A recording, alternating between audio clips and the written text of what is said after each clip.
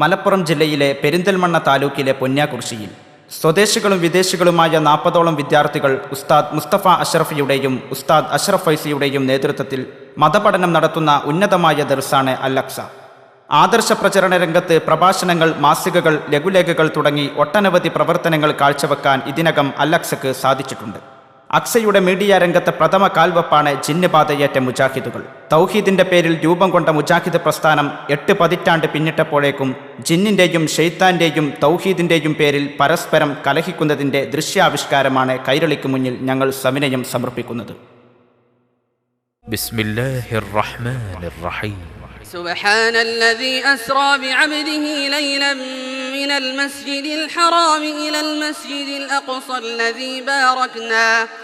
الذي باركنا حوله لنريه من آياتنا إنه هو السميع البصير. وآتينا موسى الكتاب وجعلناه هدى لبني إسرائيل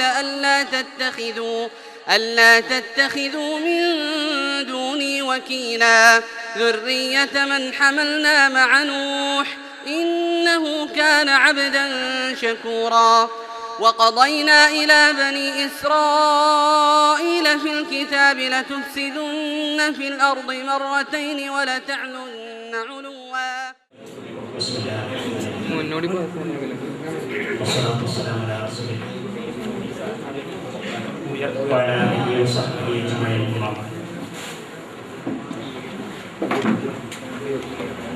رب اشرح لي صدري ويسر لي أمري واحلل عقدة من لساني يفقهوا قولي. رب اشرح لي صدري ويسر لي أمري واحلل عقدة من لساني يفقهوا قولي. رب اشرح لي صدري ويسر لي أمري واحلل عقدة من لساني يفقهوا قولي. أعوذ بالله من الشيطان الرجيم. بسم الله الرحمن الرحيم. اهدنا الصراط المستقيم صراط الذين أنعمت عليهم غير المغضوب عليهم ولا الضالين. وقد كان النبي صلى الله عليه وسلم يكون في آخر الزمان رجالون كذابون يأتونكم بما لم تسمعوا أنتم ولا آباؤكم لا يضلونكم ولا يفتنونكم إياكم وإياكم. ബഹുമാനികൾ ഉള്ള സ്ഥലത്തൊക്കെ എല്ലാവരും സഹകരിച്ചിരിക്കണം. നേരത്തെ സൂചിപ്പിക്കപ്പെട്ടതുപോലെ വിപുലമായ പരിപാടി കൊണ്ട് നാം ലക്ഷ്യം വെച്ചിരുന്നത് വിഷയത്തിൻ്റെ ഗൗരവം മനസ്സിലാക്കിയാണ് ആളുകൾ എത്ര കൂടി.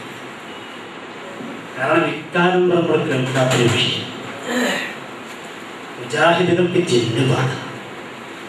സാധാരണ നമ്മൾ ജിന്ന് കൂടി ജിന്നടിച്ചിറക്കി എന്നൊക്കെ നമ്മൾ കേൾക്കാറുണ്ട്. അതൊക്കെ വ്യക്തികൾക്ക് ജിന്ന് ബാധ ഉണ്ടാകാൻ ഒരു പ്രസ്ഥാനത്തിന് ഒന്നടങ്കം ജിന്ന് ബാധ അത് കേൾക്കുമ്പോൾ ഇങ്ങനെ വിഷയങ്ങൾക്കും സ്വാഭാവികമായിട്ടും എല്ലാവരും ചിന്തിക്കുക എന്തായിരിക്കും, ഒന്ന് കാണണം, ഒന്ന് കേൾക്കണം. ആ നിലക്കാണ് ഈ സദസ്സ് കൂടിയിരിക്കുന്നത്. അള്ളാഹു സാലിഹായ മല സ്വീകരിക്കുന്ന നമുക്കുമായി പറയും. നമ്മുടെ ഈ പരിപാടികളുടെ ലക്ഷ്യം നോക്കുന്നത് മുജാഹിദ് പ്രസ്ഥാനത്തെ കളിയാക്കാനല്ല, അവരെ പരിഹസിക്കലല്ല, അതല്ലെങ്കിൽ സമൂഹ മധ്യത്തിൽ അവർക്കുള്ള അവരുടെ ഗ്രൂപ്പുകൾക്കിടയിലുള്ള ആ വിഴുപ്പലക്കലൊക്കെ സമൂഹ മധ്യത്തിൽ തുറന്നു കാണിക്കലുമല്ല. മറിച്ച് കുറെ ആളുകൾ അറിയാതെ പെട്ടുപോയി. തൗഹീദ് അവിടെയാണ്. ഇപ്പുറത്തുള്ളവരൊക്കെ മുശ്രിക്കുകളാണ്, കാഫിറുകളാണ്. പരലോകത്ത് രക്ഷപ്പെടണ്ടേ, സ്വർഗം കിട്ടണ്ടേ, നരകത്തിന് രക്ഷപ്പെടണ്ടേ എന്നൊക്കെ വിചാരിച്ച് പല ആളുകളും ഇപ്പുറത്തേക്ക് മാറി ചിന്തിച്ചു. അവർക്ക് ചിന്തിക്കാനൊരു അവസരം, ഏറ്റവും നല്ല സുവർണാവസരമാണ്. അത് മാത്രമാണ് ഈ പരിപാടി കൊണ്ട് നാം ലക്ഷ്യം വെക്കുന്നത്. പക്ഷെ സ്വാഭാവികമായിക്കൊണ്ടും ഈ പരിപാടിയാകുമ്പോൾ പല ക്ലിപ്പുകളും ഇടുമ്പോൾ പലതും നമ്മൾ കാണേണ്ടി വരുന്നതുമാണ്. അതുകൊണ്ട് ആമുഖമായി എനിക്ക് പറയാനുള്ളത്, ഈ പരിപാടി തുടക്കം മുതൽ അവസാനം വരെ ഏറ്റവും അവസാനമായിട്ടുള്ള രംഗം ഞാൻ ഈ സൈഡിലുള്ള പ്രദർശിക്കുന്നു. അത് കാണുമ്പോൾ എൻ്റെ മുമ്പിൽ ഇരിക്കുന്നവരൊക്കെ തരിച്ചു പോകും. ഇക്കാലം വരെ മുജാഹിദിനെ നിങ്ങൾ മനസ്സിലാക്കിയത് പോലെയല്ലല്ലോ ഇപ്പോൾ ഞങ്ങൾ കാണുന്നതെന്ന് നമ്മൾ ഓരോരുത്തരും ആകെ ചിന്തിച്ചു പോകുന്ന രംഗമായിരിക്കും ഏറ്റവും ഒടുവിൽ നേടുക. അതുകൊണ്ട് അവസാനം വരെ എന്തൊക്കെ പ്രയാസങ്ങളുണ്ടെങ്കിലും, ഇരിക്കാൻ ബുദ്ധിമുട്ടുണ്ടെങ്കിലും, ചൂടുണ്ടെങ്കിലും ഒക്കെ നിങ്ങൾ ഇരിക്കണമെന്നാണ് ആമുഖമായി എനിക്ക് പറയാനുള്ളത്. അള്ളാഹു സ്വീകരിക്കുമാറാകട്ടെ. എന്റെ പ്രിയപ്പെട്ടവരെ, നമുക്കറിയാം കേരളക്കര. ഈ കേരളക്കര മഹാനായ മുത്തുനബി മുഹമ്മദ് റസൂലുള്ളാഹി സ്വല്ലല്ലാഹു അലൈഹി വസല്ലം തങ്ങളുടെ കാലഘട്ടത്തിൽ തന്നെ വിശുദ്ധ ഇസ്ലാം എത്തിപ്പെട്ട പ്രദേശമാണ് കേരളം. അല്ലാഹുവിന്റെ റസൂൽ സ്വല്ലല്ലാഹു അലൈഹി വസല്ലം തങ്ങൾ മക്കയിലും മദീനയിലും ഇസ്ലാമിക ദഅവത്ത് നടത്തുന്ന ഈ കാലഘട്ടത്തിൽ തന്നെ കൊച്ചു കേരളത്തിലേക്ക് ഇസ്ലാം എത്തിച്ചേർന്നു. അന്ന് ഇസ്ലാം കേരളത്തിലെത്തി ഇസ്ലാം പടർന്ന് പന്തലിക്കുകയുണ്ടായി. പക്ഷേ കേരളത്തിൽ ഇസ്ലാം എത്തിപ്പെട്ടപ്പോൾ ഉണ്ടായിരുന്ന അതേ വിശ്വാസവും അതേ സ്വഭാവവുമായി കൊണ്ട് തന്നെയായിരുന്നു കേരളക്കര മുന്നോട്ട് പോയിരുന്നത്. ലോകത്തിന്റെ വിവിധ ഭാഗങ്ങളിൽ ഒട്ടേറെ പ്രസ്ഥാനങ്ങൾ ഉണ്ടായി.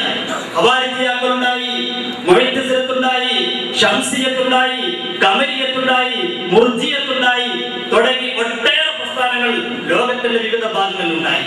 പക്ഷെ നമ്മുടെ കേരളം അതിൽ നിന്നെല്ലാം ഭിന്നമായി ഒരേ ഒരു ആദർശത്തിലായിക്കൊണ്ട് 1920 വരെ കേരളത്തിൽ ഒരു അഭിപ്രായ വ്യത്യാസമില്ല.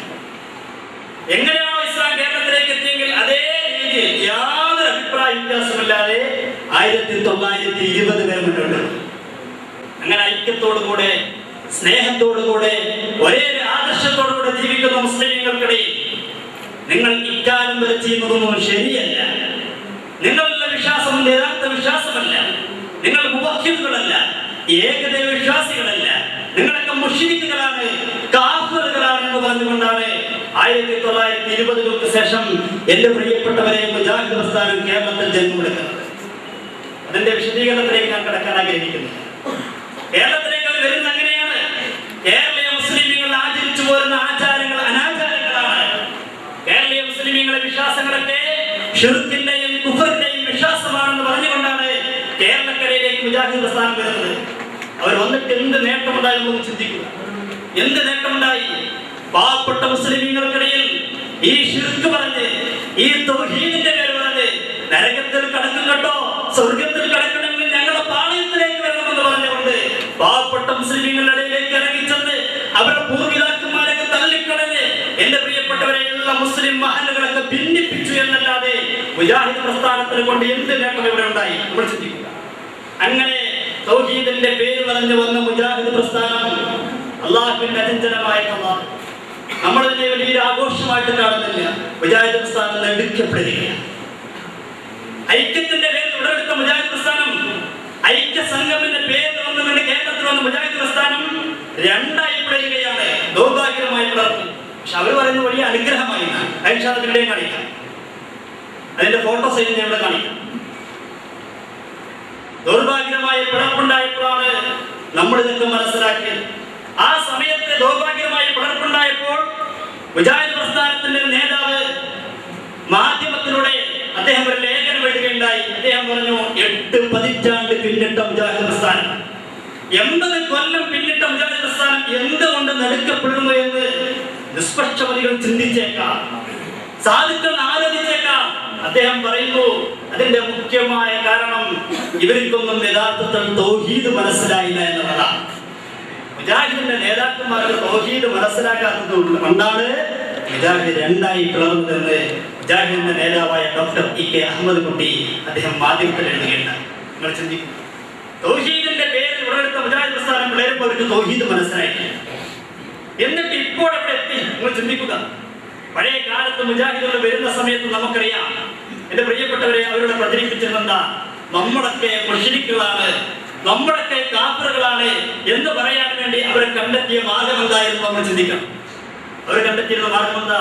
നമ്മളൊക്കെ ജിന്നിന്റെ പിന്നാലെയാണ്, നമ്മളൊക്കെ പിശാചിന്റെ പിന്നാലെയാണ്, നമുക്കൊരു അന്ധവിശ്വാസമാണ്. ഈ പേര് പറഞ്ഞുകൊണ്ടായിരുന്നു എന്റെ പ്രിയപ്പെട്ടവരെ മുജാഹിദ് പ്രസ്ഥാനം കേരളക്കരയിലേക്ക് വന്നത്. എന്നാൽ ആ ഒരു പേരിൽ തന്നെ ഇന്ന് അവർ കലഹിച്ചുകൊണ്ടിരിക്കുന്ന രംഗമാണ് നമ്മൾ കാണാൻ പോകുന്നത്. അള്ളാഹു സാലിഹാക്കളെ സ്വീകരിക്കുമാറാകട്ടെ. എന്റെ പ്രിയപ്പെട്ടവരെ, ഒരു പക്ഷേ നിങ്ങൾക്ക് ചോദ്യമുണ്ടാകും, എന്തുകൊണ്ടാണ് ഇവിടെ അങ്ങനെ ഒരു പരിപാടി വെക്കാൻ കാരണം? ഞാൻ പല സമയങ്ങളിലും പല ഭാഗത്തും പ്രസംഗിക്കുന്ന സമയങ്ങളിലൊക്കെ പലപ്പോഴും ഞാൻ പറയാറുണ്ട്, പെരിന്തൽമണ്ണയിലൊക്കെ ഇപ്പോൾ ജിന്ന് മയമാണ്. പല ആളുകളും ജിന്ന് അടിച്ചിറങ്ങിക്കൊണ്ടിരിക്കുകയാണ്. പെരിന്തൽമണ്ണയിലെ കോഴിക്കോട് റോഡിലെ പള്ളിയിലടക്കം ജിന്ന് അടക്കുന്ന രംഗം ഞാൻ പലപ്പോഴും പറഞ്ഞപ്പോ പലർക്കും ഉൾക്കൊള്ളാൻ കഴിഞ്ഞിരുന്നു. എന്നാൽ മുജാഹിദ് പണ്ഡിതന്മാർ തന്നെ തുറന്നു പറയുന്ന രംഗമാണ് എന്റെ പ്രിയപ്പെട്ടവരെ നമ്മൾ ഇനി കാണാൻ പോകുന്നത്. എന്റെ പ്രിയപ്പെട്ടവരെ ചിന്തിക്കുക, എന്തുകൊണ്ട് പെരിന്തൽമണ്ണയിൽ പരിപാടി സംഘടിപ്പിക്കുന്നു എന്ന് ചോദിച്ചാൽ ഈ വിഷയം ഏറ്റവും അധികം നടക്കുന്നത് പെരിന്തൽമണ്ണയിലാണ്. അതിന്റെ ദൃശ്യം മുജാഹിദ് പണ്ഡിതനായി അനുമതി രേഖപ്പെടുത്തും. ഇവരുടെ അഡ്ഹോക്ക് കമ്മിറ്റിയുടെ പെരിന്തൽമണ്ണ മേഖലയാണ് ഇദ്ദേഹത്തിന്റെ കാസറ്റുകൾ വിറ്റഴിച്ചു കൊണ്ടിരിക്കുന്നത്. ഹാരിസ് ഇബ്നു സലീമാണ് ഇതിന്റെ നേതാവ്. അപ്പൊ ഇവർ പറയും സുബൈർ ഡോക്ടർ നിങ്ങളാണ് പണ്ട് ആലപ്പുഴ ഒരു സമ്മേളനത്തിൽ പങ്കെടുത്തിട്ടില്ലെന്ന്. ഇപ്പോഴ് ഈ ഡോക്ടറെ തലയിലേക്ക് നടക്കുന്നത് അഡ്ഹോക്ക് കമ്മിറ്റി ISM പെരിന്തൽമണ്ണ മേഖലയാണ്. അവരാണ് ഈ കാസറ്റ് പ്രസിദ്ധീകരിക്കുന്നത്. അതിന് നേതൃത്വം കൊടുക്കുന്നത് നിങ്ങളുടെ ഭാരവാഹിയായിട്ടുള്ള ഹാരിസ് ഇബ്നുടെ ജിന്ന് ചികിത്സ പെരിന്തൽമണ്ണ ചില കേന്ദ്രങ്ങളുണ്ട്. അതുപോലെ തന്നെ പാലക്കാട് ജില്ലയിലെ ചില മഹല്ലുകൾ തന്നെ ഈ ചികിത്സ കൊണ്ട് മാറിയതുണ്ട്. വിശദമായിട്ട് നമ്മൾ വിവരങ്ങൾ ശേഖരിച്ചു വരികയാണ്. ഇൻഷാ അല്ലാഹ് ആവശ്യമുള്ള അടുത്ത് നമ്മൾ പറയാണ്. കേരളത്തിലെ പെരിന്തൽമണ്ണയിൽ ഇപ്പോ മുജാഹിദ് പ്രസ്ഥാനത്തിന്റെ പണി ജിന്ന് ചികിത്സ നടത്തിക്കൊണ്ടിരിക്കുക. ഇവരെ കൂട്ടത്തിൽ ഡോക്ടർ ഉണ്ട്, സുബൈർ എന്ന ഡോക്ടർ. അദ്ദേഹം തുറന്നു പറയുന്ന രംഗം കാണിച്ചിറക്കി. അദ്ദേഹം പറയും, ഞാൻ ഒരുപാട് രോഗികളെ ചികിത്സിച്ചിട്ടുണ്ട്, പക്ഷേ എന്റെ യാതൊരു ചികിത്സ ഫലിക്കാതെ വന്നപ്പോഴാണ് ഞാൻ ഈ ഭാഗത്തേക്ക് കടന്നത്. ഏത് ഭാഗത്തേക്ക്? തൽസമാത്തിന്റെയും ഇസ്മിന്റെയും അടിച്ചടക്കലിന്റെയും ഭാഗത്തേക്ക് കടന്നത്. അങ്ങനെ അദ്ദേഹമാണ് മുജാഹിദ് പ്രസ്ഥാനത്തിനിടെ ഈ വാദമായി കൊണ്ട് രംഗത്ത് വരുന്നത്. എന്റെ പ്രിയപ്പെട്ടവരെ, ഈ പുസ്തകം കണ്ട നിങ്ങൾ ജിന്ന്, ശൈത്താൻ, സിഹർ ഒരു പഠനം, നമ്മളൊന്നും കേൾക്കാത്ത ഒരുപാട് ആദർശങ്ങളാണ് ഈ പുസ്തകത്തിലൂടെ പ്രചരിപ്പിച്ചുകൊണ്ടിരിക്കുന്നത്. ഈ പുസ്തകമാണ് മുജാഹിദ് പ്രസ്ഥാനത്തെ തുടക്കം കുറിക്കുന്നത്. മണ്ണാർക്കാട്ടുകാരനായ ഒരു മദനിയാണ് ഈ പുസ്തകം എഴുതിയത്. ഞാൻ അദ്ദേഹവുമായി നേരിട്ട് സംസാരിച്ചു. അദ്ദേഹത്തിന്റെ വീട്ടിൽ പോയി സംസാരിച്ചപ്പോ അദ്ദേഹത്തോട് ചോദിച്ചു, മുജാഹിദ് പ്രസ്ഥാനത്തിന് കുറെ ആളുകൾ അംഗീകരിക്കുന്നില്ലല്ലോ എന്ന് ഞാൻ അദ്ദേഹത്തോട് ചോദിച്ചപ്പോൾ അദ്ദേഹം മറുപടി പറഞ്ഞത്, ആര് അംഗീകരിച്ചിട്ടില്ലെങ്കിലും വിശുദ്ധ ഖുർആനും ഹദീസും പഠിക്കുന്ന ഒരാൾക്ക് സുന്നികൾ പറഞ്ഞ പഴയ കാലത്ത് പറഞ്ഞ വിശ്വാസം ഉൾക്കൊള്ളാതിരിക്കാൻ ഒരിക്കലും കഴിയില്ല എന്ന് അദ്ദേഹം എന്നോട് നേരിട്ട് സംസാരിക്കുകയുണ്ടായി. എന്റെ പ്രിയപ്പെട്ടവരെ, ചിന്തിക്കുക, എത്ര ഗൗരവമാണ് ഈ വിഷയം ചിന്തിക്കുക. ഈ അടുത്ത കാലം വരെ ഇവരെ വിശ്വാസം ഉണ്ടായിരുന്നു, മുജാഹിദിന്റെ വിശ്വാസം ഉണ്ടായിരുന്നു, ജിന്നിനെ കുറിച്ച്, പിശാചിനെ കുറിച്ചുള്ള വിശ്വാസം ഉണ്ടായിരുന്നു. നമ്മളൊന്ന് കാണുക, നമ്മൾ അടുത്ത കൃത്യങ്ങളുടെ ആ വിഷയം ദർശിക്കുക. അടുത്ത കാലം വരെ ഇവരെ എന്തായിരുന്നു പറഞ്ഞിരുന്നത്? എന്റെ പ്രിയപ്പെട്ടവരെ, നിങ്ങൾ നോക്കൂ. കേരളത്തിലെ മുജാഹിദ് പ്രസ്ഥാനത്തിൽ പിളർപ്പുണ്ടാകുന്നതിനും വർഷങ്ങൾക്ക് മുമ്പ് അബ്ദുറഹ്മാൻ ഇരുവേറ്റി എഴുതിയ ചെകുത്താൻ്റെ കാൽപ്പാടുകൾ എന്ന പുസ്തകത്തിൻ്റെ ആമുഖത്തിൽ ഇപ്രകാരം പറയുന്നു: നമ്മുടെ നാടാകെ പിശാചുക്കളുടെ പിടിയിലായിരുന്ന കാലം. പിശാചുക്കളെ സേവിച്ചും പൂജിച്ചും പേടിച്ചും ജീവിച്ചു പോന്ന സമൂഹം. ഒടിയൻ, ഗുളികൻ, തേരം, ചേക്കുട്ടി, പോക്കുട്ടി, കരിങ്കുട്ടി, കുഞ്ഞിരായൻ പാപ്പ, പൊട്ടി, അതിരുപുല്ല്, പേന, യക്ഷി, ബ്രഹ്മരക്ഷസ്, രക്തരക്ഷസ്, കുട്ടിച്ചാത്തൻ, കുരിപ്പ്, ചെകുത്താൻ തട്ട്, ചെയ്ത്താൻ, അങ്ങനെ ഇനിയും എത്രയെത്ര നീണ്ടുപോകുന്നു ആ പട്ടിക.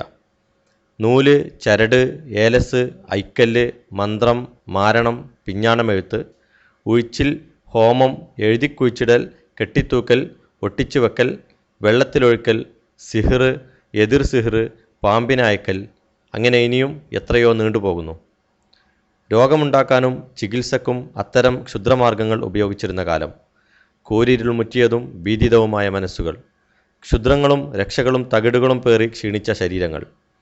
ആ കറുത്ത മനസ്സുകളിലേക്ക് പ്രകാശത്തിൻ്റെ ഒരു ചീള് കടത്തിവിടുന്നതിന് വേണ്ടി ഇസ്ലാഹി പ്രസ്ഥാനം മാത്രം ഒട്ടേറെ ത്യാഗങ്ങൾ സഹിച്ചു. ഇപ്പോഴും അത് തുടരുന്നു. ചെകുത്താന്റെ കാൽപ്പാടുകൾ മുജാഹിദിന്റെ ഔദ്യോഗിക വിഭാഗത്തിന്റെ നേതാവായ അബ്ദുറഹ്മാൻ ഇരുവേറ്റി എന്ന് പറയുന്ന വ്യക്തിയുടെ പുസ്തകമാണ്. ഈ പുസ്തകത്തിൽ അദ്ദേഹം പറഞ്ഞത്, ഇസ്ലാഹി പ്രസ്ഥാനം, മുജാഹിദ് പ്രസ്ഥാനം കേരളത്തിൽ വരുന്ന സമയത്തുള്ള അവസ്ഥയെക്കുറിച്ച്. അഥവാ കേരളക്കാർ വെറും ജിന്നിലും പിശാചിലും കഴിഞ്ഞുകൂടിയ കാലഘട്ടമായിരുന്നു എന്നാണ് അദ്ദേഹം പുസ്തകത്തിൽ പറയുന്നത്. അങ്ങനെ അവർ വന്നിട്ടാണ് കേരളത്തിൽ നിന്ന് ജിന്നും പിശാചൊക്കെ എടുത്തു പോയത്. ഞങ്ങൾ വന്നതുകൊണ്ട് ആവശ്യമില്ലാന്ന് പറഞ്ഞൊക്കെ അവർ വന്നതുകൊണ്ടാണ് ഇവിടുത്തെ ജിന്നും പിശാചൊക്കെ എടുത്തു പോയത്. അവരതിലെ സേവനമായിരുന്നു എന്നാണ് ഈ പുസ്തകത്തിൽ അദ്ദേഹം പരിചയപ്പെടുത്തിയത്. അങ്ങനെ ജിന്ന് എന്ന് പറഞ്ഞാൽ ഉൾക്കൊള്ളാൻ പോലെ ഒരു കഴിഞ്ഞിരുന്നില്ല. എത്രത്തോളം എന്റെ കയ്യിൽ കാണുന്നത് സഹീഹുൽ ബുഖാരിയുടെ പരിഭാഷയാണ്. പലപ്പോഴും നമ്മൾ പറയാറുണ്ട് ഇവരെ പരിഭാഷ വായിച്ചു പോകരുത്, മുജാഹിദിന്റെ പരിഭാഷകൾ വായിക്കരുത് നമ്മൾ പറയാറുണ്ട്. അതിന്റെ കാര്യം എന്താണെന്ന് ഇപ്പൊ മുജാഹിദ് തന്നെ തുറന്നു പറയുന്നു. ഈ പരിഭാഷ എഴുതിയത് മുജാഹിദ് പണ്ഡിതനായ, മുജാഹിദ് തറവാട്ടിൽ ജനിച്ച അലവി മൗലവിയുടെ മകനായ അബ്ദുസ്സലാം മൗലവിയാണ്. ഇക്കാലം വരെ മുജാഹിദുകളും തൗഹീദ് പഠിച്ചിരുന്നത് അബ്ദുസ്സലാം സുല്ലമി എന്നാണ്. കേരളത്തിൽ മുജാഹിദ് പ്രസ്ഥാനത്തിന് വേണ്ടി സംവാദിക്കുന്ന, മുജാഹിദ് പ്രസ്ഥാനത്തിന് പ്രസംഗിച്ചുകൊണ്ടിരിക്കുന്ന സക്കരിയ സലാഹി, ആ സലാഹിയുടെ ഉസ്താദാണ് അബ്ദുസ്സലാം സുല്ലമി. പിന്നീട് ഞാൻ കാണിക്കാം. അദ്ദേഹം എഴുതിയ പുസ്തകമാണ് ബുഖാരിയുടെ വ്യാഖ്യാനമാണ് എന്റെ പ്രിയപ്പെട്ടവരുടെ കയ്യിലുള്ളത്. ഈ ബുഖാരിയുടെ വ്യാഖ്യാനം എഴുതിയപ്പോ ബുഖാരിയുടെ ഹദീസുണ്ട്, നമ്മളൊക്കെ ബാത്റൂമിൽ പോകുന്ന സമയത്ത് അല്ലാഹുമ്മ ഇന്നി അഊദു ബിക മിനൽ ഖുബുസി വൽ ഖബായിസി എന്ന് പറയണം. എന്താ അർത്ഥം? പടച്ചവനെ, ആൺ പിശാചിനെ തൊട്ടും പെൺ പിശാചിനെ തൊട്ടും നിന്നോട് കാരുണ്യം ചോദിക്കും എന്ന് പറഞ്ഞുകൊണ്ടായിരിക്കണം ബാത്റൂമിൽ കയറുന്നത്. പക്ഷേ ഈ ആൺ പിശാച് എന്ന് പറഞ്ഞ അബ്ദുസ്സലാം സുല്ലമിക്ക് മുജാഹിദ് പണ്ഡിതർക്ക് ഉൾക്കൊള്ളാൻ കഴിയില്ല. എങ്ങനെ പിശാച്? അപ്പൊ അദ്ദേഹം പറഞ്ഞു, ഇവിടെ ആൺ പിശാച് എന്ന് പറഞ്ഞാൽ, പെൺ പിശാച് എന്ന് പറഞ്ഞാൽ ആൺ കൊതുക് പെൺ കൊതുക് എന്നാണ് അർത്ഥം. ബുഖാരിയുടെ വ്യാഖ്യാനമാണ് ഇത്. പിളർപ്പിന്റെ മുമ്പ് എഴുതിയ പുസ്തകമാണിത്. പിളർപ്പിന്റെ 10 കൊല്ലം മുമ്പ് എഴുതിയതാണ്. ഇപ്പൊ എടുത്തത് കാര്യമില്ല, അന്ന് തീർക്കേണ്ടതായിരുന്നു. 10 കൊല്ലക്കാലം പാവപ്പെട്ട മുസ്ലിമീങ്ങൾ വിശ്വസിച്ചു ബാത്റൂമിൽ പിശാച് ഉണ്ടാവുകയുടെ കൊതുകെ ഉണ്ടാവുള്ളൂ. പിന്നെ കുറച്ച് കഴിഞ്ഞപ്പോ വേറെ ഹദീസും, നമ്മൾ നേരം കൊടുക്കുമ്പോ ഒതുണ്ടാക്കുമ്പോ വായിലുള്ള കുപ്പിക്കണം, മൂക്കിലുള്ള കഴിച്ച്. എന്റെ കാരണം മൂക്കിന്റെ ഉള്ളിൽ പിശാച് രാപ്പാർത്തിരിക്കുന്ന ഹദീസാണ്. അപ്പൊ അദ്ദേഹം അവിടെ ആലോചിച്ചു, അവിടെ നിങ്ങൾ അർത്ഥം വെക്കുക, അവിടെ കൊതുക് നോക്കാൻ പറ്റൂലല്ലോ, കാരണം കൊതുക് രാപ്പാർത്തല്ലാരും അറിയല്ലോ. അവൻ അർത്ഥം വെച്ചത് പിശാച് എന്ന് പറഞ്ഞാൽ മണൽത്തരികൾ എന്നാവുന്നത് ഇവിടെ അർത്ഥം. അപ്പൊ ആദ്യം അർത്ഥം പിശാച് എന്ന് പറഞ്ഞാൽ കൊതുക്, ഇവിടെയോ മണൽത്തരികൾ. പിന്നെ കുറച്ചെണ്ണത്തിയപ്പോഴേക്കോ ബാക്ടീരിയകൾ, പിശാച്. ഇങ്ങനെ പിശാച് എന്ന് പറഞ്ഞാൽ ഉൾക്കൊള്ളാൻ പോകുന്ന ഒരു കാലത്ത് മുജാഹിദ് പ്രസ്ഥാനത്തിന് കഴിഞ്ഞിരുന്നില്ല. എന്റെ പ്രിയപ്പെട്ടവരെ, നിങ്ങൾ ചിന്തിക്കണം, മുജാഹിദിന് പിശാച് എന്ന് പറഞ്ഞാൽ ഉൾക്കൊള്ളാൻ പോലും കഴിയാത്ത കാലഘട്ടമായിരുന്നു ഇവിടെ കഴിഞ്ഞു പോയിരുന്നത്. പിശാചിന് വിശ്വസിക്കാൻ പാടില്ല, ജിന്നെ വിശ്വസിക്കാൻ പാടില്ല, ജിന്നോട് സഹായം കാണാൻ പാടില്ല. നോക്കൂ, നിങ്ങൾ എന്റെ കയ്യിൽ കാണുന്നത് 1980 അൽമനാറാണ്, മുജാഹിദിന്റെ മുഖപത്രമായ അൽമനാർ. ഞാൻ വായിക്കാം. ഈ അൽമനാർ പറയുന്നു, സത്യം മനസ്സിലാക്കാൻ ആശിക്കുന്നവർക്ക്, വിജയം വേണമെന്ന് ആഗ്രഹിക്കുന്നവർക്ക് ഒന്ന് ഉറപ്പാണ്, മരണപ്പെട്ടവരുമായി, മലക്കുകളുമായി, ജിന്നുകളുമായി ബന്ധപ്പെടുക. ശ്രദ്ധിക്കണം, മരണപ്പെട്ടവരുമായി, മലക്കുകളുമായി, ജിന്നുകളുമായി ബന്ധപ്പെടുക, അവരോട് ശരണം തേടുക. ഇവയൊക്കെ ജാഹിലിയ്യ കാലത്തെ മുശ്രിക്കുകളുടെ ജോലിയാണ്. അവരോട് മരണപ്പെട്ടു പോയ ഔലിയാക്കളോട് സഹായം തേടൽ, മലക്കുകളോട് സഹായം തേടൽ, ജിന്നിനോട് സഹായം തേടൽ, ഇതൊക്കെ ജാഹിലിയ്യ കാലഘട്ടത്തിലെ മുശ്രിക്കുകളുടെ ജോലിയാണ്. ഏറ്റവും മോശമായ ഏർപ്പാടാണ്. എവിടെ പറയുന്നത്? മുജാഹിദിന്റെ മുഖപത്രമായ അൽമനാറിൽ 1980 എഴുതുകയാണ്. അത് ഉപേക്ഷിക്കുക, അത് സൂക്ഷിക്കുക, അത് ഉപേക്ഷിക്കാൻ പരസ്പരം ഉപദേശിക്കുക, അത് ചെയ്യുന്നവരെ തള്ളി പറയുക, സത്യം തുറന്നു പറയുക. എന്താ പറഞ്ഞത്? ജിന്നുകളോടും മലക്കുകളോടും സഹായം തേടൽ, അല്ലാഹുവിന്റെ അമ്പിയാക്കളോടും ഔലിയാക്കളോടും സഹായം തേടൽ. അത് ജാഹിലിയ്യ കാലഘട്ടത്തിലെ മക്ക മുശ്രിക്കുകളുടെ ഏർപ്പാടാണ്. അത് ചെയ്യാൻ പാടില്ല, അത് തള്ളിപ്പറയണം, അതിനോട് പരസ്പരം ഉപദേശിക്കണം, അത് ആരെങ്കിലും ചെയ്യുന്നുണ്ടെങ്കിൽ അവരെ ഒഴിവാക്കണം എന്നാണ് അൽമനാറിൽ പറഞ്ഞത്. എന്നിട്ട് പറയുന്നു, ആ ശിർക്കിനെ കുറിച്ച് പറഞ്ഞിട്ട് പറയുന്നു, ബന്ധങ്ങളുടെ വിധി. ഇനി ആരെങ്കിലും മഹാന്മാക്കളോട് ഇസ്തിഹാസ നടത്തിയാൽ, മലക്കളോട് സഹായം നേടിക്കഴിഞ്ഞാൽ, ജിന്നുകളോട് സഹായം നേടിക്കഴിഞ്ഞാൽ അവർ മുശ്രിക്കുകളാണ്. ആ ശിർക്കന്മാരുടെ വിധി എന്താ? നിങ്ങൾ ശിർക്ക് ചെയ്യുന്നവരുമായുള്ള വിവാഹബന്ധവും അവരുടെ മാംസം ഭക്ഷിക്കലും അവർക്ക് മയ്യത്ത് നമസ്കരിക്കലും അവരെ തുടർന്ന് നിസ്കരിക്കലും അനുവദനീയം അല്ല. അമ്പിയാക്കളോടും ഔലിയാക്കളോടും സഹായം തരുന്നു, മലക്കുകളോടും ജിന്നുകളോടും സഹായം തരുന്നു. അവരർത്ഥം തിന്നാൻ പറ്റൂല. ഇവിടുത്തെ മുജാഹിദ് എന്ത് കേട്ടു? അവരുമായി വിവാഹബന്ധം ഏർപ്പെടുത്താൻ പാടില്ല, ഇത്രത്തോളം ജിന്നിനോട് സഹായം തേടാൻ പാടില്ല, മലക്കുകളോട് സഹായം തേടാൻ പാടില്ല എന്ന് പറഞ്ഞ മുജാഹിദുകൾ ഇപ്പൊ എവിടെ എത്തി നമ്മൾ ചിന്തിക്കുക. എവിടെ എത്തി? ഇപ്പൊ പറയുന്നത് ജിന്നുണ്ട്, ജിന്ന് 2 വിഭാഗമാണ്. ഒന്ന് മുസ്ലിം ജിന്ന്, 2 കാഫിർ ജിന്ന്. കാണിച്ചതൊക്കെ കാണിച്ചത്. എന്നിട്ട് ഞാൻ പറയുന്ന ഇവിടെ നമ്മുടെ പെരിന്തൽമണ്ണയിലെ ടൗൺ ഹാൾ എന്ന പരിപാടിയിൽ കൂടെ പോകുന്നത് അദ്ദേഹം പറയാണ് 2 വിഭാഗം ജിന്നുകളുണ്ട്. അതിൽ കാഫിർ ജിന്നും മുസ്ലിം ജിന്നുമുണ്ട്. മുസ്ലിം ജിന്നു നമ്മളെ സഹായിക്കും, കാഫിർ ജിന്നാണ് നമുക്ക് ഉപദ്രവം ചെയ്യും. എന്നിട്ട് അദ്ദേഹം പറയുന്നു, ലോകത്ത് നടക്കുന്ന എന്തൊക്കെ രോഗങ്ങളുണ്ടോ ആ രോഗങ്ങളുടെയൊക്കെ കാരണം അദ്ദേഹം പറയുന്നു ജിന്നാണ്. അയ്യൂബ് അലൈഹിസ്സലാം അദ്ദേഹത്തിന് ഇനി മസ്സനിയ ഷൈത്താൻ, അദ്ദേഹം ദീർഘകാലം രോഗിയായി കിടന്നു. കുടുംബം വരെ അദ്ദേഹത്തെ ഉപേക്ഷിച്ചു എന്നാണ് ചരിത്രത്തിൽ നിന്ന് വ്യക്തമാകുന്നത്. അപ്പോൾ എന്താണ് അത്രത്തോളം എത്തി? അത് പിശാജ് വരുത്തിയ രോഗം. ലോകത്ത് ഏത് രോഗമുണ്ടോ ആ രോഗത്തിനൊരു കാരണം ഉണ്ടാവും. എന്തെങ്കിലും ഒരു കാരണം ഉണ്ടാവും. ഒരു വൈറസ് അതിൻ്റെ പിറകിൽ ഉണ്ടാവും, അല്ലെങ്കിൽ മറ്റെന്തെങ്കിലും ഒരു കാരണം ഉണ്ടാവും, അല്ലേ? ആ കാരണങ്ങളിൽ, എല്ലാ രോഗത്തിൻ്റെയും കാരണങ്ങളിൽ ഒന്ന് ശൈത്താനാണ്. പനിയാവട്ടെ, ജലദോഷമാവട്ടെ, ചുമയാവട്ടെ, മറ്റ് ഏതെങ്കിലും രോഗം, വലിയ ക്യാൻസർ ആവട്ടെ, വലിയ മാരക രോഗങ്ങളാവട്ടെ, എന്തായിരുന്നാലും ശരി, അതിനൊരു പല കാരണങ്ങൾ കൊണ്ട് ഒരു രോഗമുണ്ടാകാം. എല്ലാ രോഗങ്ങളുടെയും ഒരു കാരണം ശൈത്താനാണ്. മറ്റു കാരണങ്ങൾ കൊണ്ടുണ്ടാകുന്ന രോഗം നമ്മുടെ ചികിത്സ കൊണ്ട് തന്നെ മാറും. ശൈത്താൻ കാരണമായിട്ടുണ്ടാകുന്ന രോഗം മാറാൻ ഡോക്ടർമാരുടെ ചികിത്സ മാത്രം മതിയാവില്ല. അയ്യൂബ് നബിക്ക് ബാധിച്ച രോഗത്തെക്കുറിച്ച് തന്നെ ചില മുഫസ്സിരീങ്ങൾ അത് കേവലം ശാരീരികമായ രോഗമായിരുന്നില്ലെന്നും അദ്ദേഹത്തിന് തന്നെ പൈശാചികമായ രോഗമാണെന്ന് ചില ആളുകൾ പറഞ്ഞിട്ടുണ്ട്. ഈ സൂറത്ത് സ്വാദിലെ 41-ാമത്തെ ആയത്തിൽ വദ്കുർ അബ്ദന അയ്യൂബ ഇതിനാദാ റബ്ബഹു അന്നീ മസ്സനിയ ശൈത്വാനു ബിനുസ്ബിൻ വഅദാബ്, തന്റെ റബ്ബിനെ വിളിച്ച് പ്രാർത്ഥിച്ചു, എന്നെ പിശാച് ബാധിച്ചിരിക്കുന്നു. ബിനുസ്ബിൻ വഅദാബ്, പീഡനവും അതുപോലെ ശിക്ഷയും അവശതയുമായി എന്നെ പിശാച് ബാധിച്ചിരിക്കുന്നു. നോക്കൂ, നിങ്ങൾ ഇവിടെ ഒന്നാമത് പ്രസംഗിച്ച ആള് ഷംസുദ്ദീൻ പാലക്കാട്, മുജാഹിദിന്റെ യുവജന വിഭാഗത്തിന്റെ സംസ്ഥാന വൈസ് പ്രസിഡന്റ്. രണ്ടാമത്തെ ആള് ഏകദേശം ആൾക്കാർക്ക് അറിയുന്ന സക്കരിയ സലാഹി എന്ന വ്യക്തിയാണ്. ഇവർ രണ്ടുപേരും പറഞ്ഞെന്താ, അയ്യൂബ് നബി അലൈഹിസ്സലാത്തു വസ്സലാമിന് പോലും രോഗം ഉണ്ടായത് ഈ ജിന്നിനെ കൊണ്ടാണ്. ജിന്ന് രണ്ടൈറ്റം, ഒന്ന് മുസ്ലിം ജിന്ന്, രണ്ട് കാഫിർ ജിന്ന്. കാഫിർ ജിന്ന് എന്ന് പറഞ്ഞാൽ അത് പിശാചാണ്, ശൈത്താൻ. അപ്പൊ അയ്യൂബ് നബി അലൈഹിസ്സലാത്തു വസ്സലാമിന് പോലും രോഗം ഉണ്ടായത് ഈ ജിന്നിനെ കാരണമായിട്ടുണ്ട്. എന്നിട്ടോ അദ്ദേഹം പറഞ്ഞെന്താ, അങ്ങനെ ജിന്ന് ബാധ ഉണ്ടായി കഴിഞ്ഞാൽ ഡോക്ടറോടൊന്നും മാറില്ല. പിന്നെ എന്ത് വേണം? അതിനെന്ത് വേണം? അതിന്റെ ചികിത്സാ രീതി വേണം. ആരാ പറയുന്നത്? മുജാഹിദ് പണ്ഡിതൻ. എന്തിനേറെ പറഞ്ഞ വാക്കുകൾ ശ്രദ്ധിച്ചോ? ഒരു പനി പോലും ഉണ്ടാകുന്നത് അത് പിശാചിന്റെ ബാധ മൂലമാണ്. നമ്മൾ ഇക്കാലം അങ്ങനെ പറയണം. ഒരു പനി, പനി മുതൽ ചെറുത് മുതൽ വലുത് വരെ, പനി മുതൽ ക്യാൻസർ വരെ. അപ്പൊ കുറച്ചൊന്ന് ചികിത്സാലയം തുടങ്ങേണ്ടി വരും. ഇവിടെ ഒന്നും പോരാ, കാരണം ചെറുത് മുതൽ എല്ലാത്തിൻ്റെ ഹോസ്പിറ്റൽ ഉണ്ട്. ഹാർട്ടിന്റെ തുടങ്ങണം, ക്യാൻസറിന്റെ തുടങ്ങണം. എന്ത് ഹോസ്പിറ്റൽ? ആദ്യം ഹോസ്പിറ്റൽ പോരാ, ജിന്നല്ലേ. അപ്പൊ അതിൻ്റെതായ ഹോസ്പിറ്റൽ തുടങ്ങണം. ആരാ പറയുന്നത്? മുജാഹിദ് പണ്ഡിതൻ. എന്റെ പ്രിയപ്പെട്ടവരെ നമ്മൾ ശ്രദ്ധിക്കുക, എത്ര ഗൗരവമുള്ള വാദമാണ് പറഞ്ഞുകൊണ്ടിരിക്കുന്നത്. നിർത്തുന്നില്ല. ഇനി പറയുമ്പോൾ നിങ്ങൾ മഗ്‌രിബിന്റെ സമയത്ത് നമ്മൾ പഴയ കാലത്ത് കുട്ടികൾ പുറത്തിറങ്ങരുത് പറഞ്ഞില്ലേ? അതിന് കാരണം എന്താ? ഇതാക്കാന ജുൻഹുൽ ലൈലി ഔ അംസൈതും ഫകുഫു സിബിയാനകും, നിങ്ങളുടെ കുട്ടികളെ നിങ്ങൾ പിടിച്ചു വെക്കുക. ഇതൊന്നും ഉമ്മാമ്മമാര് പറയുന്ന അന്ധവിശ്വാസമല്ല, അള്ളാഹുവിന്റെ റസൂൽ വഹി അനുസരിച്ച് പഠിപ്പിക്കുന്ന കാര്യമാണ്.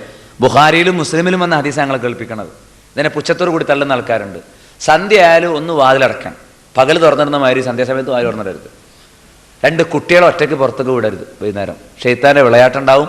പിശാച് പ്രത്യക്ഷമായി ബാധിക്കാനും അവരെ സ്വാധീനിക്കാനും ഇടവരും. അതുകൊണ്ട് ഫകുഫു സിബിയാനക്കും, കുട്ടികളെ നിങ്ങൾ പിടിച്ചു വെക്കണം എന്നാണ്. പിന്നെ സന്ധ്യ അങ്ങ് കഴിഞ്ഞ് രാത്രി കുറച്ച് കഴിഞ്ഞാൽ നിങ്ങൾ വേണമെങ്കിൽ അവരെ പാട്ടിന് വിട്ടോളൂ. മഗ്‌രിബിന്റെ സമയത്ത് നമ്മൾ തള്ളാരൊക്കെ പറഞ്ഞല്ലേ, അതല്ലേ കുട്ടികളെ പുറത്തേക്ക് വിടരുത്. അന്നൊക്കെ ഒരു പറഞ്ഞെന്തായിരുന്നു? അന്ധവിശ്വാസം. ഇപ്പൊ പറഞ്ഞ ബുഖാരിയിലുണ്ട്.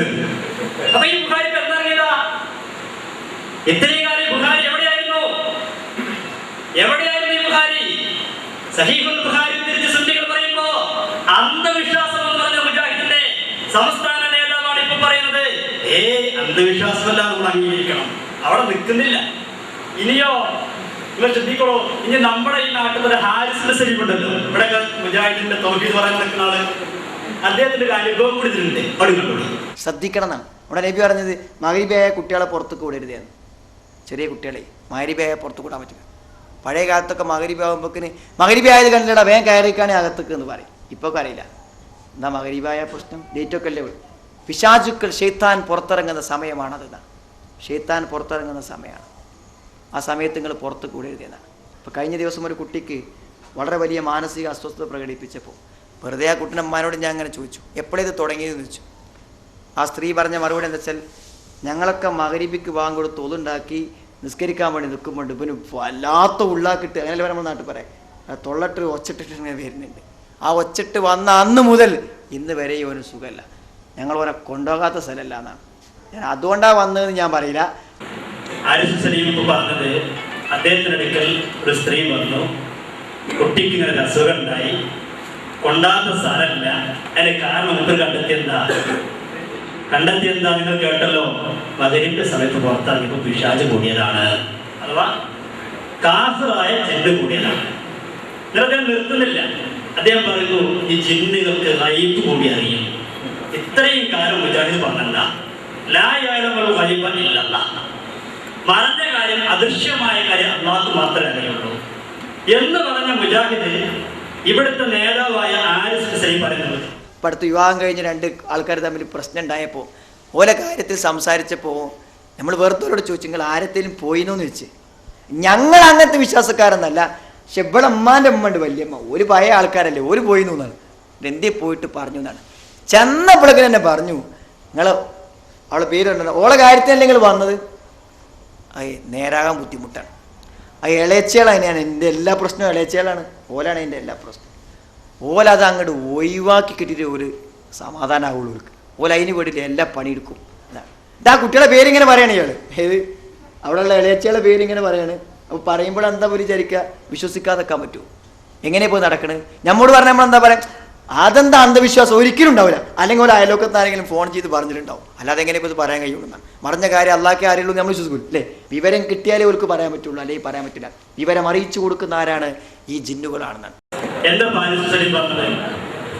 2 കുടുംബത്തിലെ പ്രശ്നമായിക്കൊണ്ട് ഒരാൾക്ക് ചെന്നപ്പോഴേക്കും ചെന്ന ആള് പറഞ്ഞതേ നമ്മളെ ഇളയിച്ച് അവളെ പേര് ഒക്കെ പേര് പറഞ്ഞു. അപ്പൊ അനുസരിച്ച് നമ്മൾ കേട്ടവർ അന്ധവിശ്വാസമാണ്, അല്ലെങ്കിൽ ആരെങ്കിലും അയാൾക്ക് ഫോൺ ചെയ്ത് കൊടുത്താണ് എന്ന് നമ്മൾ പറയും. അല്ല, പിന്നെയോ അത് ജിന്ന് അറിയിച്ചു കൊടുക്കുകയാണ്. എന്നിട്ട് അദ്ദേഹം ആയിട്ട് മതി. മുജാഹിദിന്റെ അടിത്തറയാണ് എന്റെ പ്രിയപ്പെട്ടവരുടെ പറയാൻ അടിസ്ഥാനം. കാരണം ഇക്കാലം വരെ അവർ പ്രചരിപ്പിച്ചിരുന്നത് എങ്ങനെയാണ് മുഹീദ്ദീനെ കുറിച്ചെന്താ കാര്യം? മുഹീദ്ദീനെ കാണൂലല്ലോ, അറിയില്ലല്ലോ. പിയകത്തുള്ള വസ്തുവിനെ പോലെ കൺമാഞ്ഞ നിങ്ങളുടെ കൽബകം എന്നോവാർ.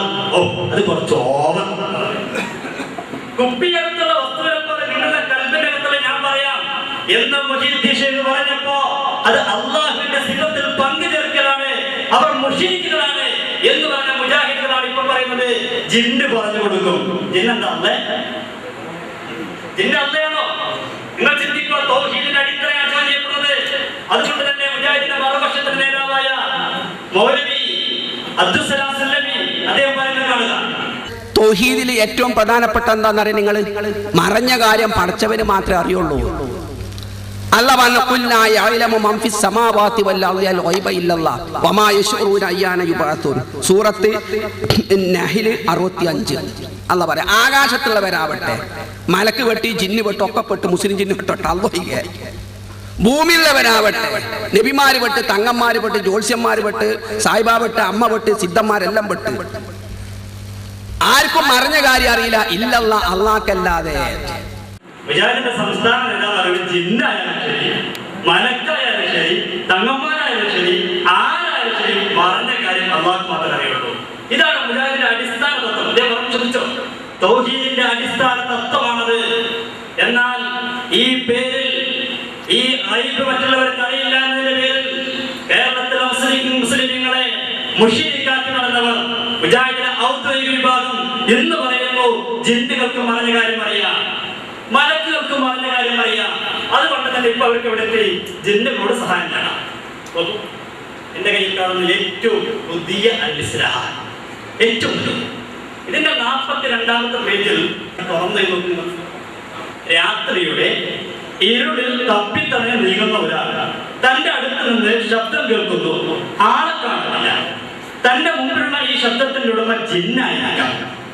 ഇവിടെ നടക്കുമ്പോൾ ശബ്ദം കേൾക്കുന്നു, അപ്പൊ ആ ശബ്ദത്തിന്റെ ഉടമ ജിന്നായിരിക്കാം എന്ന വിശ്വാസത്തിൽ എന്നെ ഒന്ന് സഹായിക്കാമോ, ഒരു വെളിച്ചം തരാമോ എന്ന് ആവശ്യപ്പെട്ടാൽ അത് അഭൗതികമായ കാര്യകാരണ ബന്ധത്തിന് അപ്പുറത്തുമുള്ളത്, അല്ലെങ്കിൽ സൃഷ്ടികളുടെ കയ്യിൽ പെടാത്തത് തേടുകയല്ല. ആ സഹായാത്ര ശിർക്കല്ല. ജിന്നുകളോട് അദൃശ്യമായ രീതിയിൽ ആ സഹായം ശിർക്കല്ല എന്ന് പറയുന്നത്. മുജാഹിദ് പണ്ഡിതനായ ഇക്കാലം വരെ കേരളത്തിന്റെ മുക്കുമൂലകൾ നടന്ന് ഗ്രാമാന്തരങ്ങളിൽ ചെന്നുകൊണ്ട് മുസ്ലിം മഹല്ലത്തിൽ ചെന്നുകൊണ്ട് തൗഹീദിന്റെ പേര് പറഞ്ഞ് ശിർക്കിന്റെ പേര് പറഞ്ഞ് മുസ്ലിം മഹല്ലത്തുകൾ പിന്നോട്ട് ക്ഷമിച്ച ജിന്നിനോട് സഹായം തേടിയാൽ അതൊരു കുഴപ്പമില്ല, അത് ശിർക്കല്ല. എന്നാ ഷബാബ് എന്ന് പറയുള്ളൂ. നമുക്ക് നോക്കാം, എന്റെ കയ്യിൽ കാണുന്ന ഷബാബ് ശിർക്കാവല്ലേ? നമുക്ക് നോക്കാം. നോക്കുക, മറഞ്ഞതും അബോധ്യവുമായ മാർഗത്തിലൂടെ നമുക്ക് ദോഷം വരുത്താൻ അള്ളാഹുവിന് മാത്രമേ സാധിക്കുകയുള്ളൂ. ഇസ്ലാം പ്രബോധനം ചെയ്യുന്ന ഏകദൈവ വിശ്വാസത്തിന്റെ മൗലികമായ തത്വമാണിത്. അതിനാൽ മറഞ്ഞതും അബോധികവുമായ മാർഗത്തിലൂടെ നാം അള്ളാഹുവിനെ മാത്രമേ ഭയപ്പെടാൻ പാടുകയുള്ളൂ. മരണപ്പെട്ടവരെയും അദൃശ്യമായവരെയും ഭയപ്പെടാൻ പാടില്ല. അദൃശ്യമായവർ എന്നതിൽ മലക്കുകളും ജിന്നുകളും ഉൾപ്പെടുന്നു. മുജാഹിദിന്റെ നാത്തെ പറഞ്ഞതാരാ? അതും മുജാഹിദ്. ഈ സഹായം നേടാനാരാ? അതും മുജാഹിദ്. ഇക്കാലം വരെ എത്ര പാവപ്പെട്ട ആളുകൾ മുശ്രിക്കാക്കി, എത്ര ആളുകൾ മരണപ്പെട്ടു പോയി. ഇപ്പോഴോടെ കൂടി തെറ്റാണ് സംഭവിച്ചു എന്ന് പറയാം. സക്കരിയ സലേഹി കുംഭസാര തന്നെ കാണിച്ചത് തെറ്റ് പറ്റിപ്പോയി. ഇപ്പോഴല്ല കുറച്ച് സക്കരിയ സലേഹി തുറന്ന് പറയുന്നത് തെറ്റ് പറ്റിപ്പോയി, കുട്ടേ പറ്റിപ്പോയി, അള്ളാഹു ബുദ്ധരട്ടെ. കുറച്ചുകൂടെ ദ്വാരക്കാർക്ക് നല്ല കാര്യം. പക്ഷേ ഈ മരിച്ചുപോയ ആളുകൾ മുശ്രിക്കെന്ന് പറഞ്ഞതോ നിങ്ങൾ ഗൗരവത്തോടെ ചിന്തിക്കുക. നിഷ്പക്ഷമതികളായ ആളുകളുടെ സദസ്സിലുണ്ടെങ്കിൽ അവർക്ക് ചിന്തിക്കാനാണ് ഞാൻ പറയുന്നത്. ജാഹിദിനെ താരടിച്ച് കാണിക്കാനില്ല. നോക്ക്, നിങ്ങൾ ഷബാബിൽ വീണ്ടും പറയുന്ന നിങ്ങൾ കേരളത്തിലെ സുന്നികളിപ്പോ ഒരു ശിർക്ക് ചെയ്തു. എന്താണത്? മരണപ്പെട്ടു പോയ മഹാത്മാക്കളോട് സഹായം. എന്നാലോ മുജാഹിദ് ഔദ്യോഗിക ഗ്രൂപ്പ് 2 ശിർക്ക് ചെയ്യുന്നു. എന്താണത്? പിശാചിനോട് സഹായം. ആരാ പറയുന്നത്? ഷബാബ് പറയും. സുന്നികൾ മഹാത്മാക്കളെയാണ് പരിഗണിച്ചിരുന്നത്. പിശാചിനെ പരിഗണിക്കാൻ അവർ പോലും ധീരത പ്രകടിപ്പിച്ചിരുന്നില്ല. അപ്പോൾ ഒരാൾ വാഹനാപകടത്തിൽ സന്ദർഭത്തിൽ പിശാചിനെയോ മലക്കിനെയോ മുസ്ലിം ജിന്നിനെയോ വിളിച്ച് സഹായം തേടിയാൽ ഇവരെ സൃഷ്ടിയെ ഇത് കാര്യകാരണ ബന്ധത്തിന് അതീതമല്ലാത്തതിനാൽ ശിർക്കോ കുഫറോ ആകുന്നില്ല. കാരണം ഒരാൾ സൃഷ്ടികളെ ഇലാഹാകാതെ വിളിക്കുകയാണല്ലോ. മനസ്സിലായില്ല?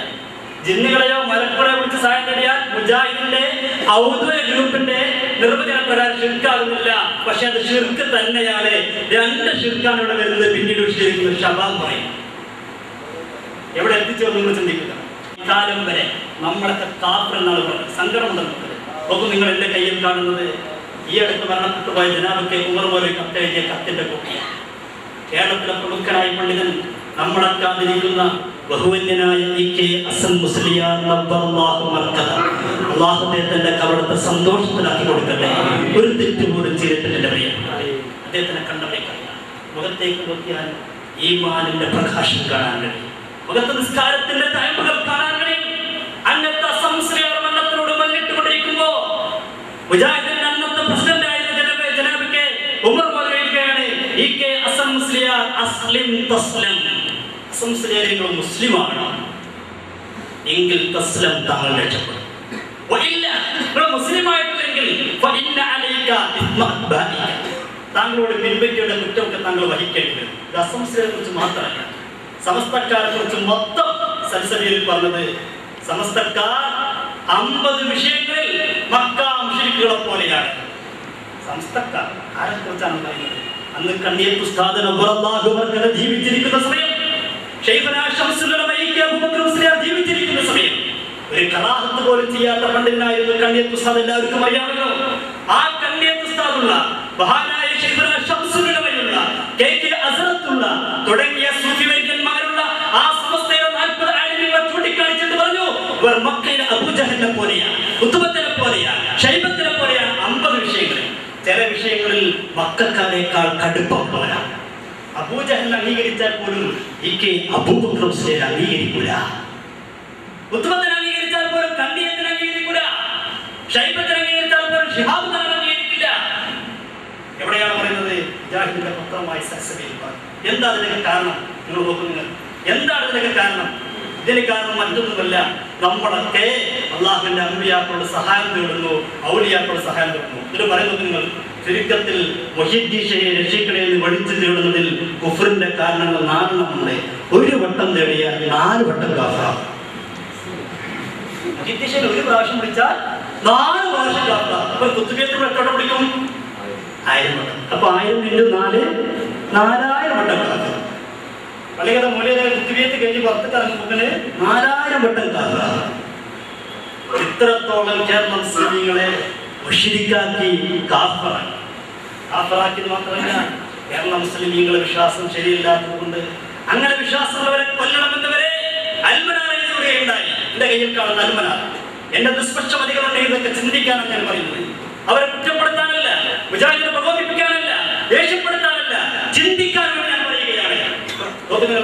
പറയുന്നു, ഖബറുകൾക്ക് നേർച്ച നേരുന്നതിന് ഫലമുണ്ടെന്നും പ്രതിഫലമുണ്ടെന്നും വിശ്വസിക്കുന്നവൻ വിഡ്ഢിയും വഴിപിഴച്ചവനുമാകുന്നു.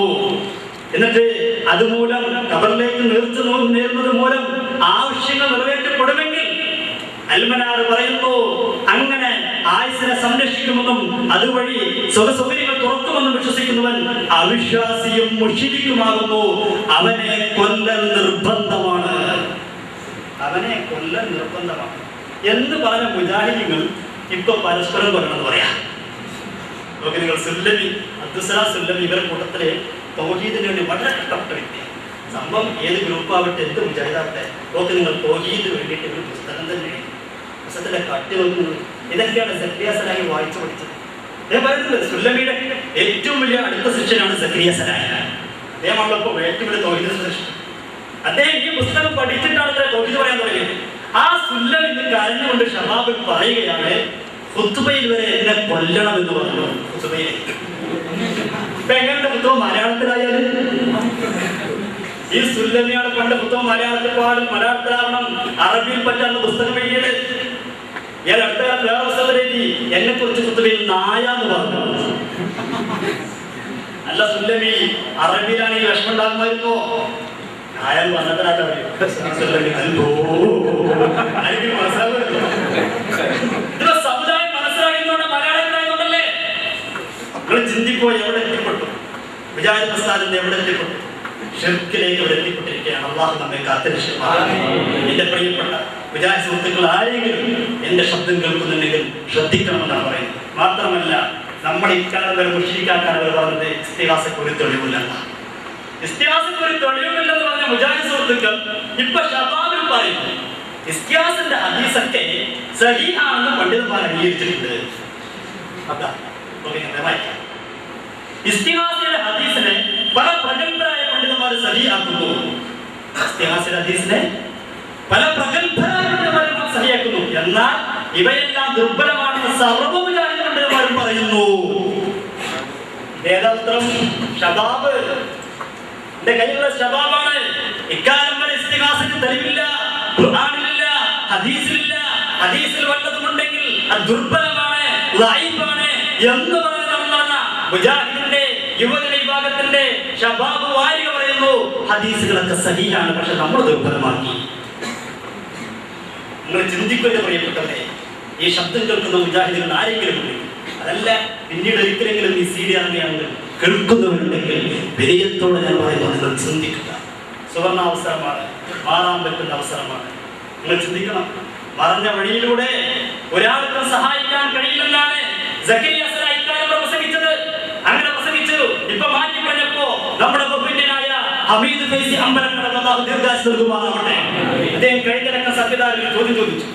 10 ചോദ്യം ചോദിച്ചു. ചോദിച്ചിട്ട് അവർ മുട്ടുമടക്കിയപ്പോ സക്കരിയ സലാഹി പറയാണ്, ഞങ്ങൾ പഴയ കാലത്ത് വാദമല്ല, ഞങ്ങൾ ഇപ്പോഴുള്ള വാദന പണ്ടുള്ളത്. ഏത് മറഞ്ഞ വഴിയിലൂടെ എന്ന് പറഞ്ഞ വിഷയത്തെ കുറിച്ച് ഇപ്പോഴുള്ള വാദന ഞങ്ങൾ പണ്ടുള്ളത് നമുക്ക് നോക്കാം. സക്കരിയ സലാഹി കൊമ്പസരിക്കൽ കാണുക. പിന്നെ സുഹൃത്തുക്കളെ, നമ്മളും ഒക്കെ മുമ്പ് പറഞ്ഞു, ഈ സലാസുല്ലം ഞങ്ങളെ പഠിപ്പിച്ച എന്താ അറിയോ, മറഞ്ഞ മാർഗത്തിലൂടെ സഹായിക്കാൻ അള്ളാഹ്ക്ക് മാത്രമേ സഹായിക്കുള്ളൂ. അതുകൊണ്ട് സീർ മുഖേന നമ്മൾ സഹായിക്കുന്നു വിചാരിച്ചാൽ തെറ്റാവുന്നു. ഞാനൊക്കെ കുറെ കാലം വിശ്വസിച്ച് പ്രസംഗിച്ചിറങ്ങിയിരുന്നു. അള്ളാഹു എനിക്ക് പുറത്തു തരട്ടെ. ഞാനിപ്പോ പ്രാർത്ഥിക്കുകയാണ്, ഇയാളെ കെണിന്ന് ഇസ്ലാഹി പ്രസ്ഥാനം രക്ഷപ്പെട്ടല്ലോ. ഇപ്പൊ നിങ്ങൾ ചിന്തിക്കുക, എന്താ സക്കരിയ സലാഹി പറഞ്ഞത്? ഞാനും കുറെ കാലങ്ങൾ പറഞ്ഞു നടന്നിരുന്നു, ഇപ്പൊ എനിക്ക് ബോധ്യപ്പെട്ടു, അള്ളാഹു പുറത്തു തരട്ടെ. അതൊക്കെ നമുക്ക് ആദ്യം പറയാം. പക്ഷെ മരിച്ചു പോയാലോ? ഇത് പഠിച്ച് എത്ര ആൾ മരണപ്പെട്ടു പോയി? ഇക്കാലം വരെ അടിമകൾക്ക് അല്ലാഹു പോരെ. എന്തിനാണ് മുഹീദ്ദീൻ ശൈഖ്, എന്തിനാണ് മമ്പറന്തങ്ങള്, എന്തിനാണ് മുത്തുനബി എന്നിവരെ ചോദിച്ച മുജാഹിദാണ് പറയുന്നത്. ഒരു ജിന്നിന്റെ സപ്പോർട്ട് ഇല്ലാതെ മുന്നോട്ട് പോകാൻ കഴിയില്ല. ഇത് നല്ലത് ഇഷ്ടം പോലെ ഉണ്ട്, എത്ര ചീത്തണ്ടോ അത്ര തന്നെ നല്ലതുണ്ട്. ആ നല്ലവരെ നമുക്ക് സുഹൃത്തുക്കളായി കിട്ടിയാൽ ജീവിതത്തിൽ വളരെ ഉപകാരപ്പെടും. പിന്നെ സുബൈക്ക് നമ്മൾ കിടന്നുറങ്ങൂല, അവർ വിളിച്ചുണർത്തിക്കോളും. അതിനെന്താ വഴി? അതിന് വഴി ഉണ്ടായി ഇൻഷാ അല്ലാഹ് ഞാൻ പറയാൻ പോവാണ്.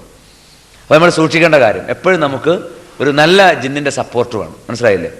എത്രത്തോളം എന്ന് ചോദിച്ചാൽ, നിങ്ങൾ റോട്ടിലൂടെ നടക്കുന്ന നേരത്ത് അപ്രതീക്ഷിതമായിട്ടൊരു അപകടം വന്ന ആ അപകടത്തിൽ നിന്ന് പോലും നിങ്ങളെ രക്ഷിക്കാൻ സാധിക്കും. ഇപ്പോൾ റോഡിൻ്റെ അരികിലൂടെ നടക്കുന്ന നേരത്ത് ഒരു വാഹനം കൊണ്ട് വന്നു, പെട്ടെന്ന് നിങ്ങൾക്ക് നിങ്ങളാരോ തള്ളിയെന്ന് തോന്നി. ആരുമല്ല, നിങ്ങളെ സുഹൃത്താണ്. സംഭവിക്കാം, നിങ്ങളാണ് മാറും. എത്ര സംഭവങ്ങൾ നമുക്കുണ്ടായിട്ടുണ്ട്.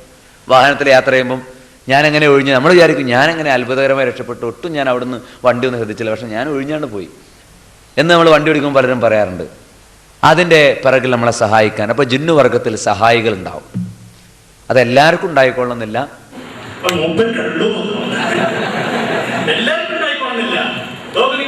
വാഹനത്തിൽ പോകുമ്പോ ആ വാഹനത്തിൽ രക്ഷിക്കണമെങ്കിൽ പോലും, അപകടത്തിൽ രക്ഷിക്കണമെങ്കിൽ പോലും ജിന്ന് വേണം. ഇക്കാലം വരെ എന്തിനാണ് എന്തിനാണ് മന്ത്രങ്ങള്, എന്തിനാണ് മുത്തുനബി എന്നിവരെ ചോദിച്ച മുജാഹിദാണ് പറയുന്നത്, ഒരു ജിന്നിന്റെ സപ്പോർട്ട് ഇല്ലാതെ മുന്നോട്ട് പോകാൻ കഴിയില്ല. സപ്പോർട്ട് ഉണ്ടെങ്കിൽ സുബൈക്ക് വിളിക്കുന്നത് പോകല്ലേ പള്ളിക്ക്. ആര്? ജിന്ന് വന്നുകൂടി. ഇവിടെ ചിന്തിച്ചതൊക്കെ പ്രിയപ്പെട്ടവരെ, ഇക്കാലം പ്രസംഗിച്ചെന്താ? എന്തിനാണ് അള്ളാഹുവിന്റെ ഇടയ്ക്ക് വേറെ ഇടയാളൻ? ഇവിടെ എന്നോട് ചോദിച്ചോളെ, ഞാൻ ഉത്തരം നൽകാം.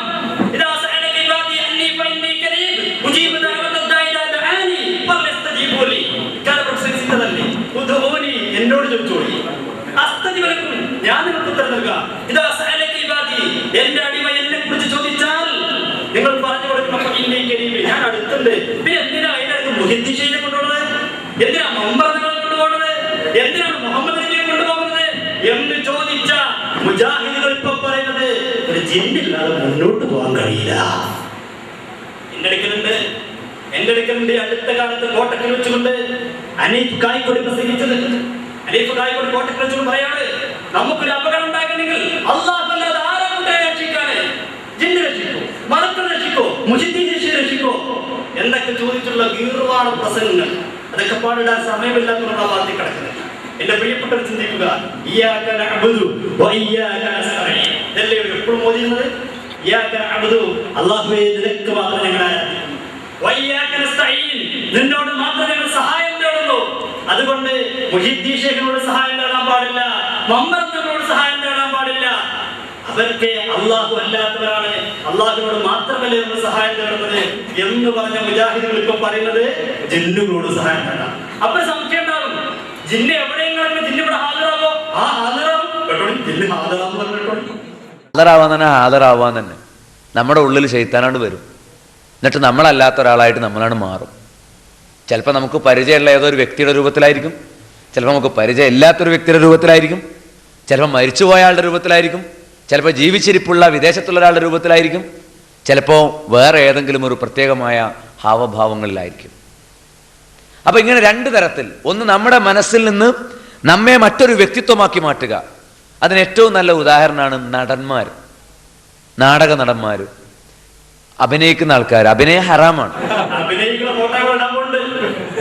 നിങ്ങളൊക്കെ ചിന്തിക്കും, ഇവിടെ നബിദിനം നടത്തുമ്പോൾ നമ്മളെ കുട്ടികളൊക്കെ കൂടിപിടിച്ച് യാ നബി സലാം അലൈക്കും യാ റസൂൽ സലാം അലൈക്കും യാ ഹബീബ് സലാം അലൈക്കും സലവാത്തുല്ലാഹി അലൈക്കും. നബിയേ അങ്ങക്ക് സലാം, അങ്ങക്ക് സലാം. ഈ സലാത്തും സലാമും ചൊല്ലി നടക്കുമ്പോ അത് പൈശാചികമാണ്, അത് കുഫറാണ്, അത് ശിർക്കാണെന്ന് പറയുന്ന മുജാഹിദുകൾ, എന്റെ പ്രിയപ്പെട്ടവരെ, മാവേലിന്റെ വേഷം കെട്ടിയത് മാത്രമല്ല കടുവന്റെ വേഷം കെട്ടിയത് കാണിക്കാം. നമ്മുടെ കുട്ടികൾ പൊടി പിടിച്ച് നടന്ന തെറ്റ്. എന്നാൽ നിങ്ങൾക്ക് നടത്തിയ രംഗം കാണണ്ടേ? മുജാഹിദുകൾ അവരെ കോളേജിന്റെ, സലഫി കോളേജിന്റെ വാർഷികത്തിനോടനുബന്ധിച്ചുകൊണ്ട് നടത്തപ്പെട്ട പരിപാടി കാണാൻ പറ്റൂല, എന്നാൽ കണ്ടേ പറ്റില്ല. കാണാൻ പറ്റാത്ത വിഷയമാണെങ്കിൽ നിങ്ങൾ കാണണം. നമ്മുടെ കുട്ടികൾ നട റോഡിലൂടെ നബിയെ സ്നേഹിച്ചുകൊണ്ട്, നബിയോടുള്ള ബഹുമാനം കൊണ്ട് യാ നബി ചെല്ലുമ്പോ അത് തെറ്റാണെന്ന് പറയുന്നവർ തുടങ്ങുന്ന നോക്കിക്കൊടുങ്ങൾ തുടങ്ങുന്നത് എങ്ങനെ രസകരമാണ്. എങ്ങനെ തുടങ്ങുന്നത്? നമ്മളൊക്കെ പിന്നെ നബിതങ്ങൾ തുടങ്ങി അങ്ങനെ ഫാത്തിഹ. അപ്പൊ ഇവര് ഫാത്തിഹ ആൾക്കാർ പറയില്ലേ, കാരണം നമ്മൾ ഫാത്തിഹ എന്നാണ് പോയില്ലേ, അപ്പൊ മലയാളത്തിൽ ഫാത്തിഹ പാട്ടായിട്ട് കേട്ടോ, നല്ല പാട്ട് കേൾക്കുന്നത്. പിന്നെയോ ഘോഷയാത്ര. ആ ഘോഷയാത്ര രംഗങ്ങളൊക്കെ നിങ്ങൾ കാണണം, എല്ലാവരും കാണണം. അബൂ സാജിദ് ഫാറൂഖി സലഫി പ്രസ്ഥാനത്തിന്റെ സലഫി അസോസിയേഷന്റെ ഭാരവാഹികളെ, പ്രിയം നിറഞ്ഞ നാട്ടുകാരെ, സകലേശന്റെ തിരുനാമത്തിലാരംഭിപ്പൂ. നിഖില ലോകങ്ങൾക്കുമേകരക്ഷകനാകും അഖിലേശ്വരനാക സകല സ്തോത്രങ്ങളും. പരമകാരുണ്യവാൻ ദാക്ഷിണ്യ നികേതനം വിധി ചൊല്ലിടും ദിവസത്തിന്റെ അധിപതി. നിയതമാരാധിപ്പൂ ഞങ്ങളങ്ങേ മാത്രം, സതതം സഹായമർത്ഥിപ്പതും തിരുമുമ്പിൽ. നയിക്കേണമെങ്ങളെ നേരായ മാർഗത്തിങ്കൽ, നിന്നനുഗ്രഹ പാത്രമായോ തൻ മാർഗങ്ങളിൽ. അങ്ങയാൽ വെറുക്കപ്പെട്ടോരുടെ വഴിയല്ല, സന്മാർഗഭ്രഷ്ടന്മാർ തൻ പാതയുമല്ല നൂനം. മൂസമൂലവി തിരിതെറുത്തൊരു പൊന്നീപം, എവിതങ്ങിനാവു പോലെ പുലർന്നു പുതിയ പ്രഭാതം. കുഞ്ഞി മൂസമൂലവി തിരിതെറുത്തൊരു പൊന്നീപം, എവിതങ്ങിനാവു പോലെ പുലർന്നു പുതിയ പ്രഭാതം. സലഫി സ്ഥാപനങ്ങൾ നാടി പ്രതാപം.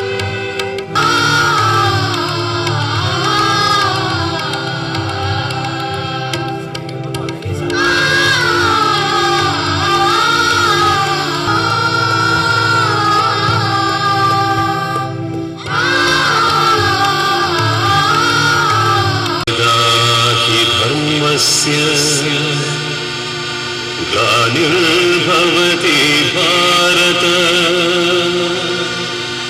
अभ्युत्थानमधर्मस्य तदात्मानं सृजाम्यहम्.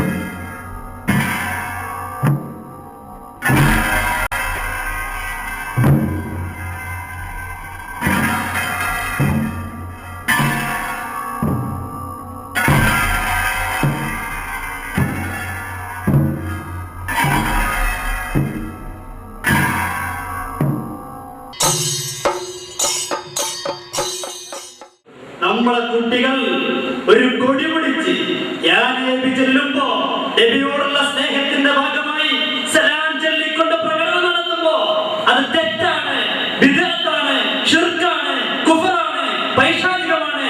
അതിനേക്കാൾ നല്ലത് കക്കന്മാരാണ്.